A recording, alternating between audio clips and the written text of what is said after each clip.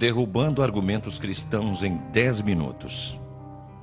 Se você é teísta e acha isso impossível, eu vou te pedir para fazer algo que normalmente é difícil para você antes de continuar ouvindo este vídeo.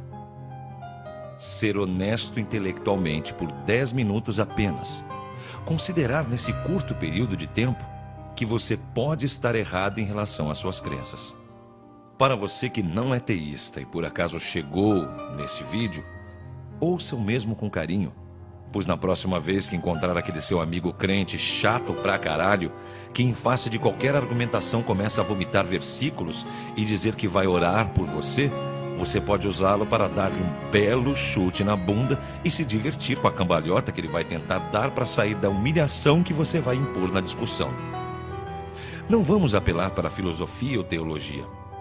Estas duas últimas, muito apreciadas por cristãos quando tentam colocar neblina sobre a discussão a fim de embolar o meio de campo e tirar o foco da atenção do que realmente interessa.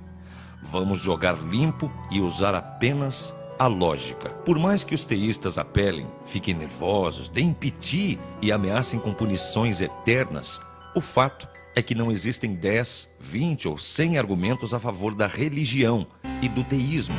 Existem apenas 3. Primeiro, a crença é real e, por conseguinte, sua doutrina e os dogmas inerentes à mesma são verdadeiros. 2. A religião é boa e ou útil. 3. O ateísmo é algo negativo. Podem ficar à vontade e gastar um minuto do tempo pedido procurando outros argumentos em favor da crença injustificada. Adianto que não vão encontrar. No que concerne ao primeiro argumento, a crença é real. Reparem como é impressionante que os teístas raramente usam essa argumentação, mesmo os fundamentalistas. E é claro que não utilizam, pois não é interessante, vez que as evidências a respeito da existência de Deus ou não existem ou são péssimas. Lembramos aqui que experiências pessoais não podem ser consideradas evidências, vez que se você não pode demonstrá-las a outras pessoas, fogem a tal definição e finalidade. Sendo assim, adotem essa estratégia ao abordar o assunto com aquele seu amiguinho evangélico.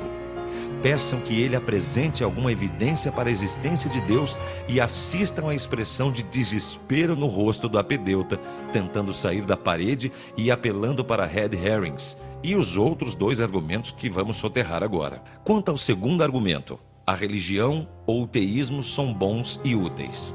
Argumento igualmente fácil de derrubar. Vocês sabem o que é argumentação do tipo non sequitur?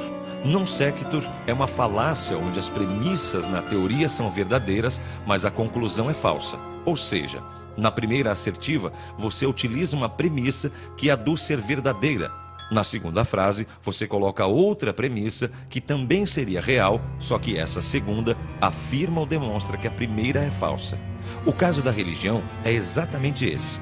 Ora, a menos que você entenda que a mentira é algo bom e útil, você precisa em primeiro lugar provar que sua crença é verdadeira antes de afirmar que a mesma é boa e útil. Muito simples. Se ela não é real, como pode ser boa e útil? Diz aí pra gente. Bom, pode até ser boa e útil para os pastores milionários que estão por aí, mas estamos tratando em caso de argumentação para a validade da crença e não para a exploração de outros seres humanos. Último argumento. O ateísmo é algo negativo. Aqui é suficiente definir ateísmo, pois a grande maioria não sabe sequer o que isso significa. Ateísmo é a descrença em deuses ou divindades. Apenas isso. Como pode ser negativo o fato de não se acreditar quando não se há bons motivos para se acreditar? Ad colorandum, podemos fazer a mesma pergunta por via oblíqua. Qual seria a benesse de se acreditar sem bons motivos para se acreditar? Qualquer coisa mais que se diga a respeito de ateísmo é uma mentira deslavada. Ateísmo não é uma religião. Não existe dogma em não acreditar. O ateu reza para quem? Quais são as recompensas ou punições eternas para um ateu? Se você pensa o contrário, me diga qual é o dogma em não acreditar em Poseidon, por exemplo. Acreditar que o ateísmo é uma crença é o mesmo que entender que careca é uma cor de cabelo, que desligado é um canal de TV. Se você acha que ateísmo é uma religião, então você que é cristão, assim como eu, ateu, não seríamos ateu ou teísta, mas sim politeístas. Sim, explico. Pois ambos não acreditamos em Zeus, em Apolo, em Alá, em Osíris, em Thor e por aí vai. Já contou em quantos deuses você não acredita? Se não acreditar é uma religião, então você certamente é politeísta, pois não acredita em vários deuses. Nesse sentido, ateísmo sequer é uma filosofia, posição de vida ou visão do mundo que nos cerca. É simplesmente aceitar o que é evidente, cristalino, óbvio. Deus não existe. Um ateu é uma pessoa que entende que os milhões que aduzem que a existência de Deus é verdadeira deveriam ter a obrigação de demonstrar uma evidência que seja a respeito do que afirmam. Existe algum nome para quem não acredita em astrologia? Você por acaso diz, olha lá, um não astrologista do outro lado da rua? E quem não acredita em fadas? Você chama de afadista? Nesse diapasão, o termo ateísmo não deveria sequer existir. Nesse diapasão, o termo ateísmo não deveria sequer existir. Por que Deus mereceria mais prerrogativa se existe a mesma quantidade de evidências que demonstram a veracidade da astrologia ou a utilidade em se acreditar em fadas? Ou seja, nenhuma. Caso você entenda que não lidar com a realidade é algo positivo, estará então retornando aos 2 primeiros argumentos que nós já destruímos. Então você, teísta, pode estar se perguntando como passou sua vida inteira sem notar isso. Simples. Você foi doutrinado, foi treinado para não fazê-lo. A única ordem que te deram foi para se focar no estúpido argumento circular de que a Bíblia afirma que a crença está certa e por isso a Bíblia está certa.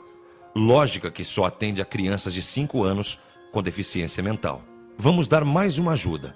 Caso você venha discutir com aquele crente que se julga instruído e ao invés de versículos passa a te vomitar monstruosidades do tipo design inteligente e criacionismo, aliás, termo que não existe, foi inventado por cristãos, assim como não existe gravitacionismo, só existe teoria da evolução ou evolução.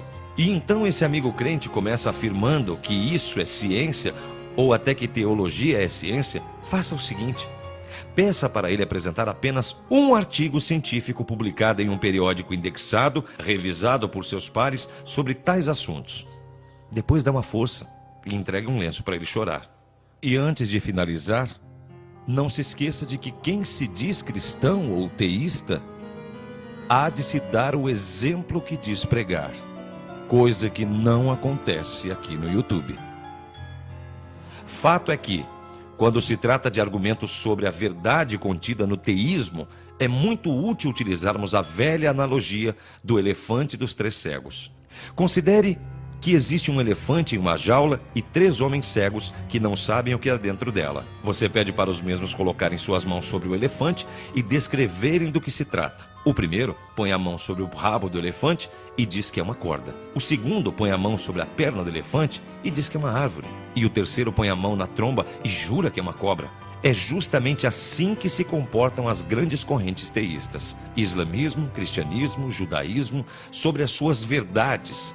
Assim como os 3 cegos, todos juram estarem certos, mas não são capazes de demonstrarem suas arrogantes certezas.